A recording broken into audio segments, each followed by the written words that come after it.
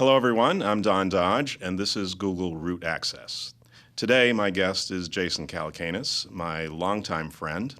And it's a bit of a change for Jason because normally he's in this chair. So I've turned the tables on him today. Welcome, Jason. Yeah, now the interviewer is the interviewee. That's It's actually right. quite nice. I don't have the pressure of having to come up with great questions. You do. Well, yeah, the pressure's on me today. All right, you've done a lot of things in your life. Yep. You've been an entrepreneur, you're an angel investor, Yep. you're a conference promoter. Yeah, conference organizer, yeah. You do it all. So let me start with a simple question. Yeah. Are entrepreneurs born or made? That is a question for the ages. I ask that question a lot when I'm on my show, and I get a divergent set of responses. In the response of they're made, you can find life events that seem to make people entrepreneurial. Like having a parent who's an entrepreneur is a pretty good indicator that the person could become entrepreneurial. Actually, I find a lot of times a dysfunctional relationship with one of the parents in a lot of the entrepreneurs. Like they had a dad who was particularly hard on them or a mom who was particularly hard on them and had something to prove. I don't think that they're born. I think they get made by their childhoods in a large way. And then sometimes when they get out into the real world, just something happens in their business career where they experience some massive frustration and they think the world should be better than this, or I'm being held back. Some critical moment. I had a father who was entrepreneurial, and he was very hard on me, very hard on himself, just in running a restaurant and a bar in Brooklyn. And that really set me up for an incredibly hard work ethic and to be, very resilient and dedicated to building companies. But then also when I went into the workforce, I just saw people and I saw companies that I worked at being inefficient. And I always reflected on the efficiency and the diligence my dad put into his businesses, the way he cared into what I did as an employee. And when you go to sometimes work at a big company, we don't see this in the tech industry as much, but in the rest of the world, efficient people who really want to change the world are not appreciated in a big media company or a big consumer goods company or a Wall Street firm or a bank or a law firm. In the technology industry, we celebrate those people. We want to get those rabble-rousers into the companies, the people who are pushing the envelope. In fact, people look for that in employees. But in the rest of the world, they're not appreciated. And so I think a lot of the entrepreneurs I meet are functionally unemployable. They basically run into bosses and they say things to them like, you need to learn how to work within the system. You need to wait in line. You need to respect the hierarchy above you. When you start hearing things like that in your career, it means that you should probably be an entrepreneur. It means that you're probably not really a great employee, you're a great leader. So do you think there's a difference between a businessman and an entrepreneur? A businessman makes money, an entrepreneur changes the world. Is there something like that? Yeah, some people go to work every day to put a roof over their family's head and to put food on the table, and there's an honor and a respect I have for those people, obviously. There's nothing more noble than being able to take care and provide for your family. But you can even do that with an entrepreneurial spirit. And so Mark Pincus talks about Mark Pincus from Zynga talking about everybody being the CEO of something in his company. You could be in a big company and still have that entrepreneurial spirit where you're thinking about how to innovate and how to change the world and put a dent in it and try to move the human race forward. And I think that's really what entrepreneurship is that you're relentless in your pursuit of making something that didn't exist before. Right. Trying to make the world a little better, trying to make the experience a little better, looking at things and saying, if that was 10% better or 20% better or 200% better, what would it look like? And then trying to take that vision and make it reality. And the time between when you see something visionary like that and it becomes de rigueur and people just look at it and go, oh, well, of course you can check into any location and have all your friends know where you are and you know where all your friends are. That took Foursquare, a good decade to figure out. Those kind of solutions, there's a lot of hard work in between doing that. And a lot of times people look at that journey of, things should be different this way. And I see the world differently. I want it to get to this way. I want things to function the way I think they should. It's so hard to make that actually happen that most people never do the first step, which is trying. And that's 99% and 1%. Like 99% of people, everybody knows that things should be better. Everybody's got ideas of how to make things better. I mean, ideas are very easy. They're a commodity. There's really not much value in ideas. Really, the person who says, I'm going to take that idea and really try to make it actually manifest itself into a product or service that people can consume and engage with and fall in love with, that's entrepreneurship. That's the difference. So what motivates you as an entrepreneur? That's interesting. It's been different things at different points in my life. I'm 41 now, and when I was 22 or 23, I had a lot to prove. And I don't know exactly who I was proving it to, in part myself, in part my dad, in part the people I grew up with. I wanted to prove that I could do something more than just be a cop or a bartender, which was pretty much my career path, was either a cop or a bartender. And because your father was owned a bartender, bar, and he was a bartender. Your and older I brother, took my younger brother became a cop and then a fireman, and I have great respect for what he does. Running into burning buildings a lot easier than building websites. But I wanted to try to do something really great with my life. I just had this sense that I wanted to be more than what people expected of me. And I think early on, a lot of entrepreneurs, it's like they have something to prove like that. And then I incorporated a lot of competitiveness into what I did. I wanted to be better than the other person doing it. And then I had to start making up sort of goals for myself. Like, I wanted to beat people by 2x. Like, it was like, okay, Engadget became bigger than Gizmodo when I was building the blog companies. And, when I was 30 years old, 35 years old, I was just like, I want to have 3 times the traffic of them. I don't want to just beat them. I want to dominate them, right? And so I went, you have these immature motivations, I think, and competitive motivations. And then at a certain point when you've accomplished something, after I sold Weblogs Inc. and I was able to financially not have to work again and, had achieved some level of success and pride in what I had done, I had to take a deep look in the mirror and say, well, this exact question, like what motivates me? And you have this big moment, like, okay, I've made it to the top of the hill, what now? And then you realize you're a mountain climber. And you just love climbing mountains. You're not trying to get to the top of the hill. You're just trying to climb. Right. And that's what I am. I'm just a climber. I like to climb. I like when I love being at the base camp and seeing people who've never climbed a mountain say, I want to climb. It's my first time. Can you help me? For me, that's angel investing. For me, that's the launch conference. I love seeing them go up the cliff, and all the excitement of getting up to the top and succeeding. And for myself personally, I just love to build things, and I love building teams, and I love being involved with people who are building teams. It's a rush for me. I mean, that to me is my greatest rush. The act of creation, the act of people getting off the bench and then saying, I'm going to make that dent in the universe. I'm going to try to innovate. I'm going to try to take this vision I have and make it reality. And that's the motivation for me today, I think, in the sort of what I'll call the second half of my career. I get as much enjoyment out of, and probably more, helping other people succeed, making other entrepreneurs, making people entrepreneurial, helping them grow their visions.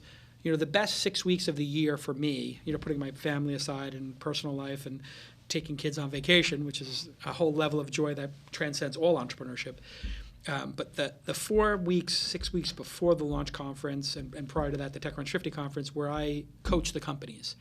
And, I helped always select the companies, but I was always the person who brought them in and coached them. And watching them give their presentation 3, 4, 5 times and go from a 5 or a 6 to a 9 or a 10, that to me was just like, I love that. And, I watched Dropbox launch, and Drew gave a terrible presentation the first time. It crashed. It was just a disaster with Dropbox. And then watching Mint and Fitbit and Yammer and Red Beacon, all these great companies, and now Space Monkey and All Tuition and the latest crop of companies, watching them succeed through that process and then going on stage and the world seeing them and the world seeing what I've seen for 4 or 5 weeks in the laboratory, and they're just as excited about it as I am. I mean, there are hugs and tears and emotions running very deep backstage that people don't see between myself, the other people who produce the event, the judges. It's as close to a spiritual Zen moment as I have in my professional career.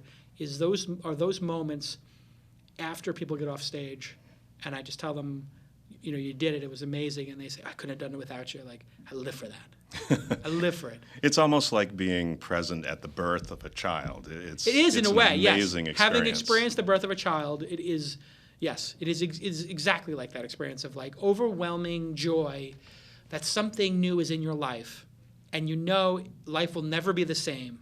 And you had a part in making it happen. And you had some part in making it happen.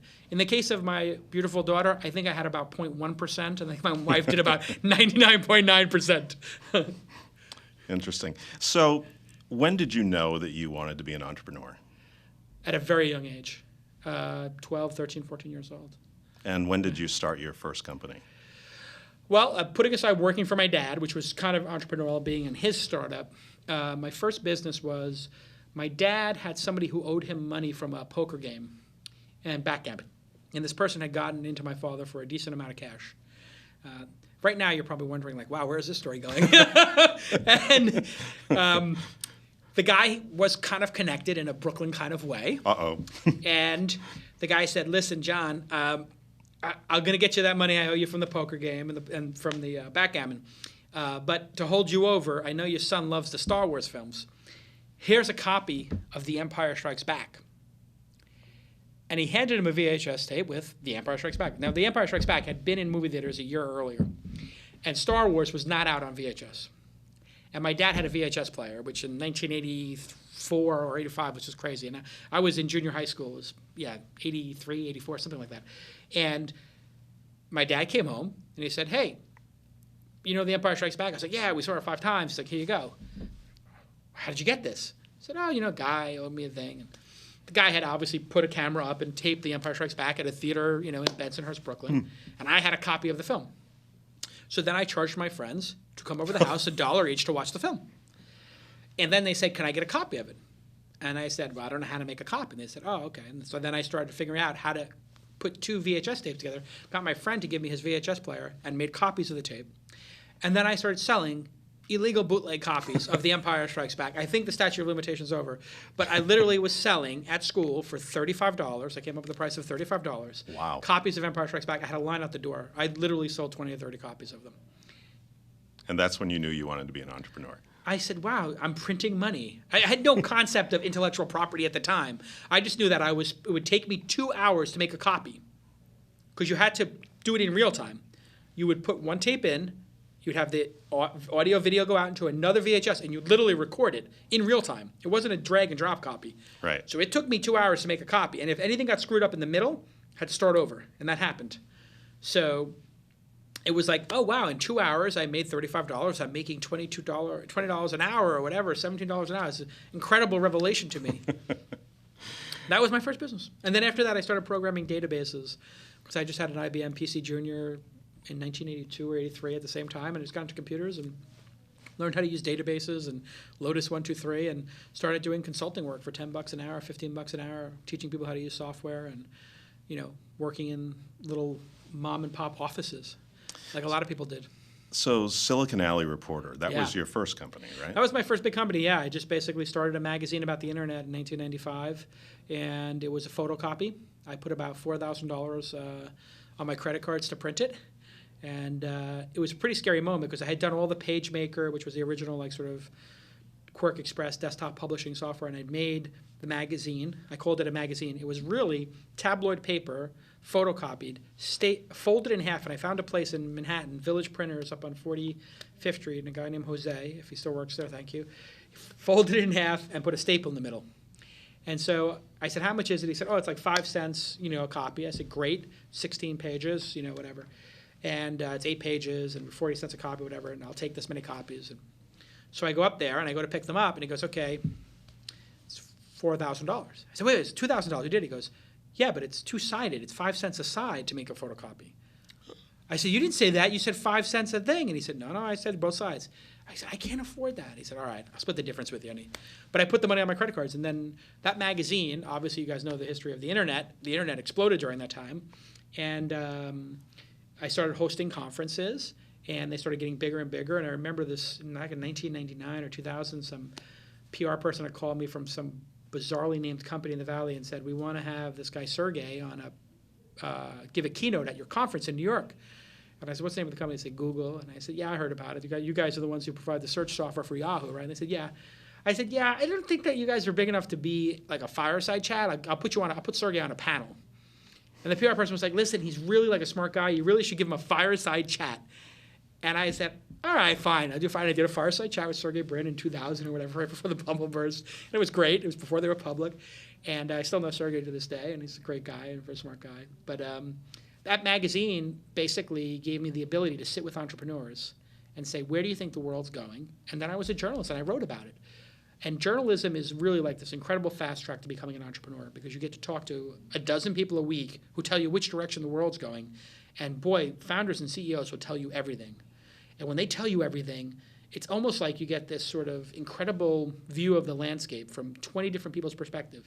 Fred Wilson of Union Square Ventures was doing Flatiron at the time. His wife, Joanne, worked for me at Silicon Alley Reporter and sold the ads. So Fred was a VC who would be telling me about all these great companies he was seeing and introducing people to me. I would meet people and send them to Fred, who was a VC. And then I was just really like in the middle of the zeitgeist. So, you know, and I also realized the power of media and conferences. And the person who puts the person on the cover of the magazine or throws the event or pays for the check at dinner gets a disproportionate amount of credit for everything that occurs in that magazine, at that event, or at dinner. And that's why I've always loved to host events and host things, because it's just a way for me to get to meet everybody. And then anything that occurs at that event, people just attribute to you. So like, oh, wow, you know, Jason helped me because I met my wife at this event, or I met my investor at this event. I get those stories all the time. And I'm like, really? I didn't even know you were at that event, but that's awesome that it impacted your life. And I'm a very social guy. I loved being a magazine editor. It was at the time of my life, and we grew it to 70 people and $11.6 million a year in revenue. So you've done Silicon Alley Reporter Yep. and Weblogs Inc. Yep. and Mahalo Yep. and Open Angel Forum and TechCrunch I love creating 50, brands. Yeah. Launch. Yeah. You're a writer in your own right. Sure. Is there any separation, or is that all just Jason? It's all one thing? I think that's all at Jason. You know, I used to fret over it a little bit, and then I realized, like, I have a little entrepreneurial ADD. I get excited, I have enthusiasm, but I'm not going to try to bridle it and put it all into one project. If I want to do an event, and I want to write my email newsletter, and I want to host This Week in Startups, and I want to, you know, be the CEO of Mahalo and pursue education and do apps and all this stuff, I'm going to do everything. And I look at, you know, one of the great entrepreneurs of our time, not Steve Jobs, Jay-Z. And, you know, he is an amazing entrepreneur. He is an artist who's on stage, and he is probably the greatest rapper alive today. In my opinion, he is. And Biggie Smalls was probably the best that ever lived. But rest in peace. But Jay-Z also, you know, ran a record label and, you know, manages other people's careers and a clothing line and this other stuff. And I just think those rap artists have, and the people in the hip-hop space have a very good view of the world, which is, why not try everything? Why not do a little bit of everything? And if some people think you're doing too much, that's on them. That's not on me. And, you know, people say, oh, well, what do your investors in this company think about you working on this? Or whatever. They love the fact that I'm diverse. They love the fact that I get to, you know, spend a couple of weeks in the launch conference, learn a lot, and then parlay that into my own day-to-day experience as an entrepreneur. And I just love being involved in a lot of different things. So I don't fret over it too much anymore.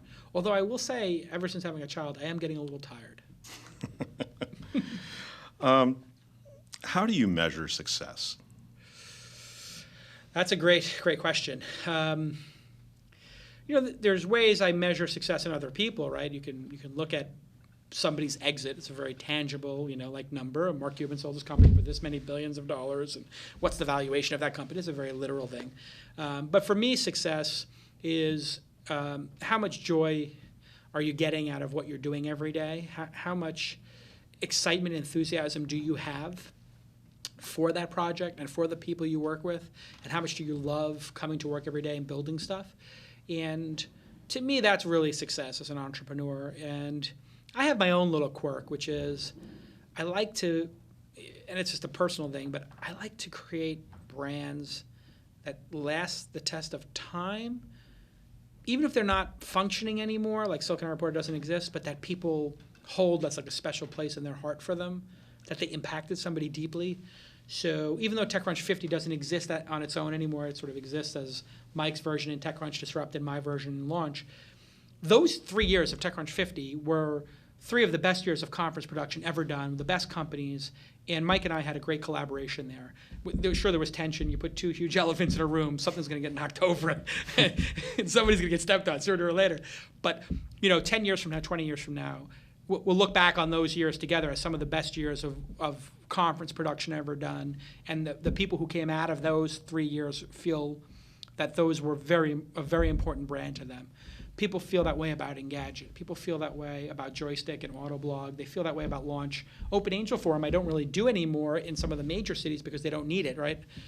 AngelList is sort of a more powerful version of OpenAngel Forum, and angel rounds are closing so quickly that you don't really need an OpenAngel Forum anymore. That was the reason I stopped doing it, was because every time I would sign up 5 companies for OpenAngel Forum, they would tell me a week before the event that they filled their round and that they couldn't present. And I said, okay, fine.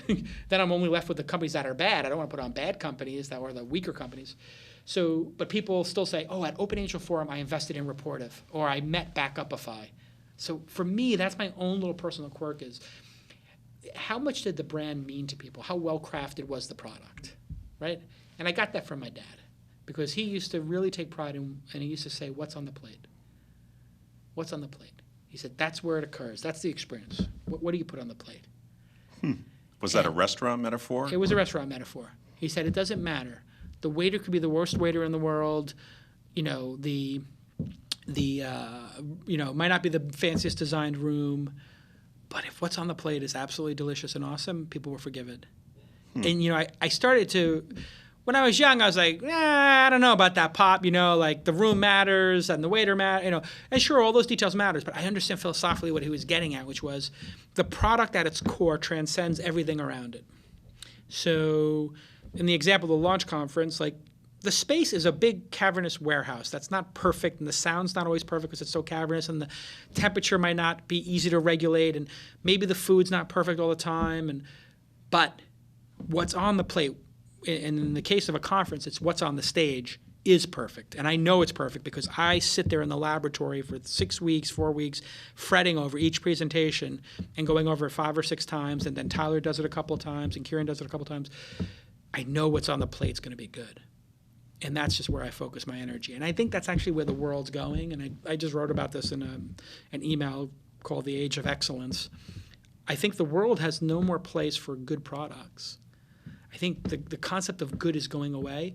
Good is the same as average, is the same as bad in people's minds. Anything that's just good, average, because there's excellence, and it's so clear when something's excellent, people are just drawn to it, right?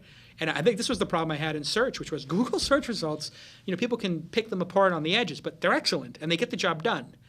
And then when I created a search engine to compete with it, it was sometimes a little bit better, sometimes a little worse. It's very hard to compete with something that's excellent.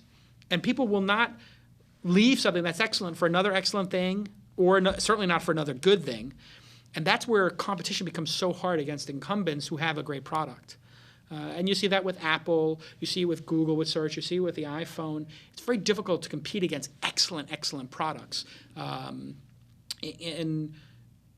it's got profound ramifications, I think, for the world and for employment and for founders, that excellence is table stakes. Excellence is the baseline. It means if you can't create that amazing, excellent product and it comes out average, you're better off just turning it off and then trying again to make something excellent. And that wasn't the case just 5, 10, 15 years ago. Things like distribution, a celebrity affiliation, some patented business technique, some marketing technique, all these other things could have mattered. But now we're going to a world where what's on the plate is all that matters. The product wins. If an app has a histogram with 5 stars, 4 stars, and then very little 3, 2, and 1s, whether it's on Yelp, Amazon, or iTunes, people buy it instantly. When the histogram becomes even, people generally don't buy it or they question it. And when the histogram becomes upside down, when it looks like an upside down pistol, and there's only 1 or 2 4 or 5 star reviews, and there's a lot of 1 and 2 star reviews, people will absolutely not buy it. And that's going to happen in every category. Right now we see it in products, we see it in restaurants, we see it in apps. But it's going to go to television shows and movies.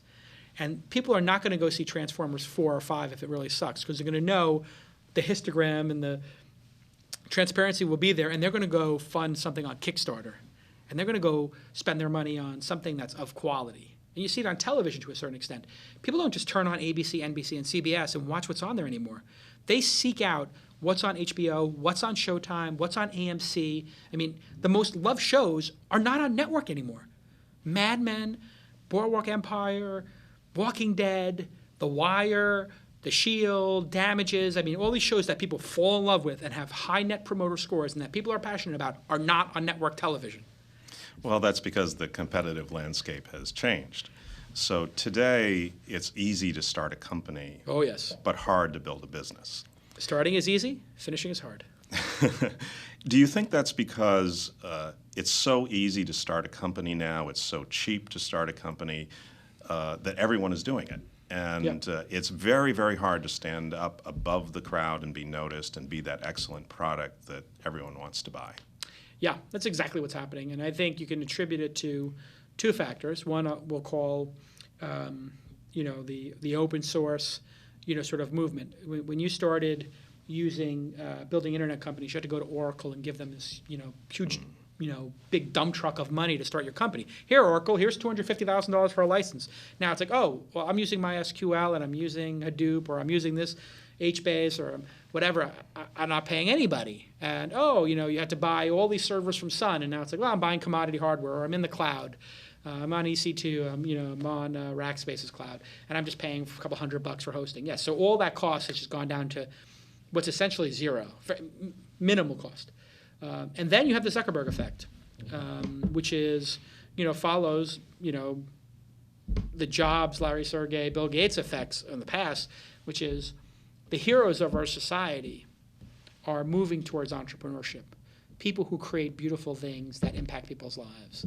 And it used to be our heroes were celebrities. It used to be our heroes maybe were politicians in some cases, or musicians, rock stars, TV stars. And in those cases, maybe they have artistic moments of greatness. But when the movie The Social Network came out, I think that's a pretty clear starting pistol that young people aspire to create Facebook, not a CD or a movie. They want to create the next Facebook.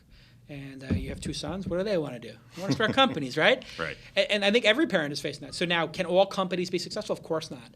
But I don't complain about that, because if the cost of launching a company is zero or close to it, and somebody gets an angel round for $25,000 or $250,000 or $500,000 and it doesn't work out, the cost is very low.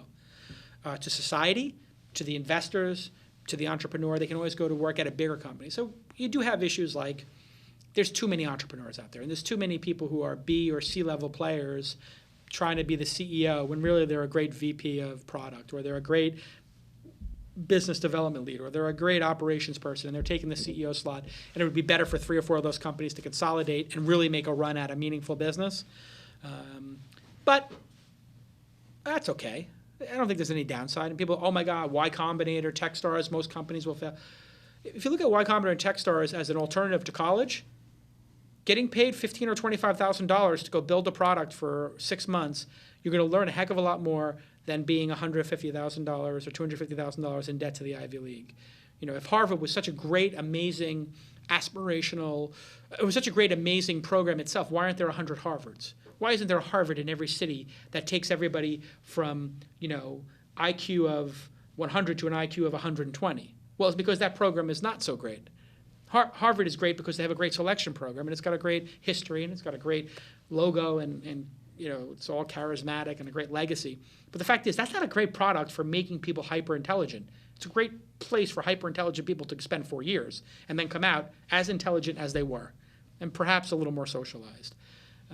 So the way I look at it is, you go into Techstars, you go into Y Combinator, you go into even the Funded, any of these places, and you come out much better. And that's back to your original question about, can you learn entrepreneurship or not?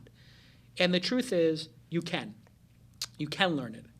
And now, can you learn passion? Can you learn, Leadership, yeah, you can learn those things, but in a certain case, with passion, you have it or you don't, or whatever, desire, hunger, who knows? That's a harder question to answer. But when it comes to entrepreneurship, yeah, you can learn a lot. And you can certainly learn a lot of the blocking and tackling of starting a company. I mean, in my day, starting a company was hard. I mean, I sound like an old man at 41, but 10 years ago, we didn't. Nobody knew what a term sheet looked like until you got one. Now, you just type in term sheet, you can see 100 term sheets. You ask any entrepreneurs for a term sheet, they give it to them. People don't know what financing documents look like. Now you can get them for free. Wilson Sonsini puts out free documents. Here's all the documents. Take a look at them. It's amazing how much easier it is. And all that hardship, we like to look back on it as entrepreneurs like, oh, we had to go through all and suffer through all that stuff, so it made us stronger. Yeah, maybe it did, maybe it didn't. It was a waste of time. We could have spent that time on product. We would have made better products. So I don't have this sort of bias about it, but boy, what a wonderful time we live in. I mean, people can take risk now, and we're sending, if you think about it like space exploration, it's like each of these startups, each of these entrepreneurs is like sending a little probe into the universe to see if the planet is inhabitable. Who cares if most of them don't come back? It doesn't matter.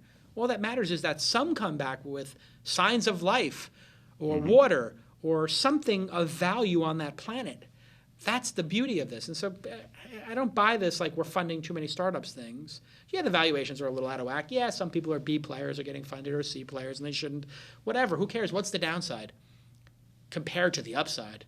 What if we find life on those planets? What if we find the next Google? What if we find the next Apple? What if we find the next Facebook? What if we find the next Airbnb, Dropbox, Fitbit, Room 77, Space Monkey?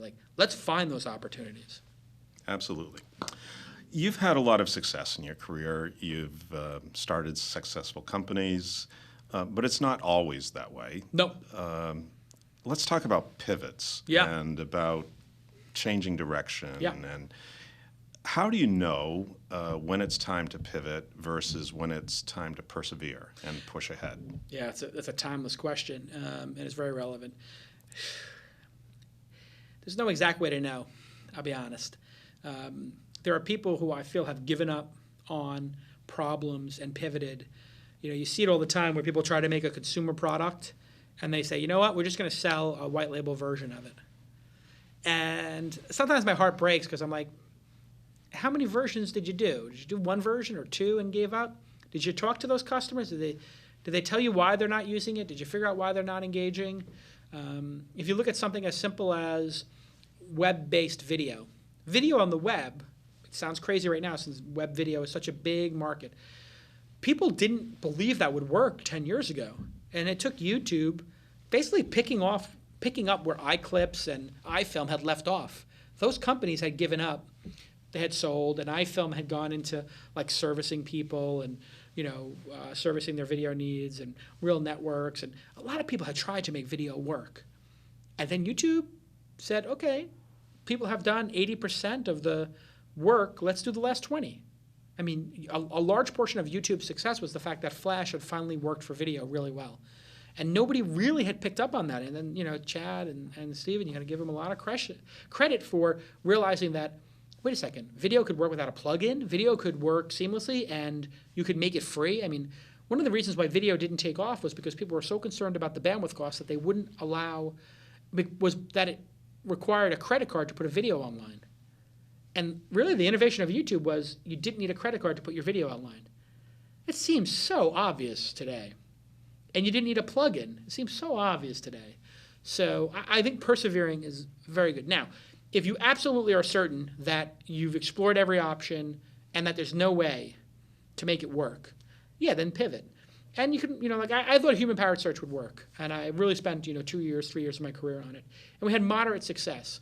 And a lot of the innovation we had in search, you see in products like Google and Bing today, they'll pull up, human is being put into Google search results today with the advent of Google Plus and seeing your friends' names. So it's human, it's social.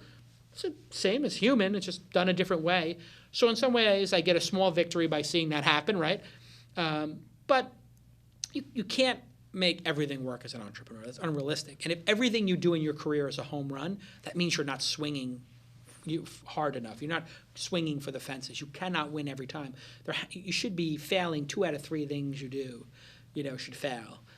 If you're not, if you're succeeding at everything, that means you set the benchmark too low.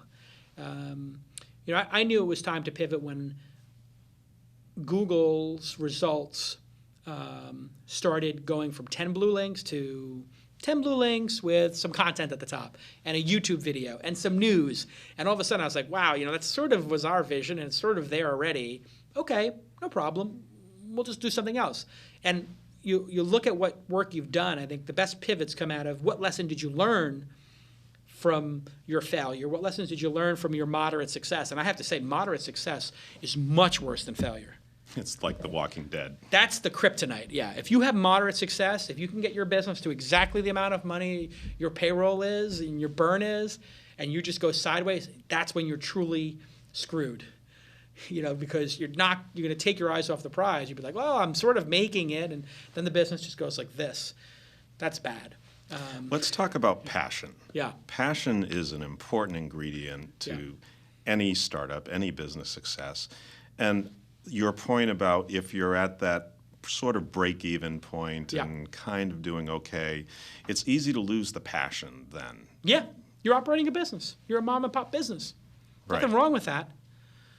Some people could have passion for, running a small cafe, and people are very satisfied with the mochas. But, and you can bring passion to that, and I wouldn't degrade the people who are running the mom and pop business. But, hey, the game we're in is to build really impactful products that change the world. And to do that, you need to bring a level of passion because it's so difficult. And the passion is what's going to get you through the difficult times. You will get your butt kicked over and over and over again if you're going after something big. And if you don't have the passion, when you get knocked out, you're not going to get up. And man, I can tell you, the best success in my career has always come right after I've gotten my butt kicked.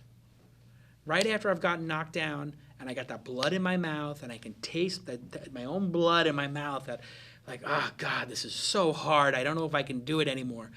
And you just pick yourself up knowing you might get knocked right back down, but you get up and say, I'm going to try again. That's when the success happens. And, entrepreneurship is a test of wills. Who can fight through the most pain and suffering? Who can fight through the most problems, the most headaches, the most uncomfortable conversations, the hardest problems to solve? The problems where you bring 5 smart people into a room and nobody can figure out the solution, and 3 people feel one way and 2 people feel another way, and the next day it flips, and there's no clear answer. I mean, that's when you know you're on the verge of greatness, because most people, when they get into those incredibly difficult situations, they capitulate and they give up and they throw in the towel. And for good reason, because it's hard and it's painful. And there's more painful and hard times in entrepreneurship than there are good times. It's just the nature of it. And if it was easy, everybody would do it. And instead of 99% of people, going to work every day and 1% going to be entrepreneurs, it'd be flipped. It's not easy. That's why most people don't do it. So if you choose to do it, know that in those hard moments when you're getting your butt kicked and when things look the most dark, at the darkest hours before the dawn. Jason, you're one of the most passionate people that I know. Thanks for being with us today and sharing that passion with us. Yeah, my pleasure. Thank you. Just do it.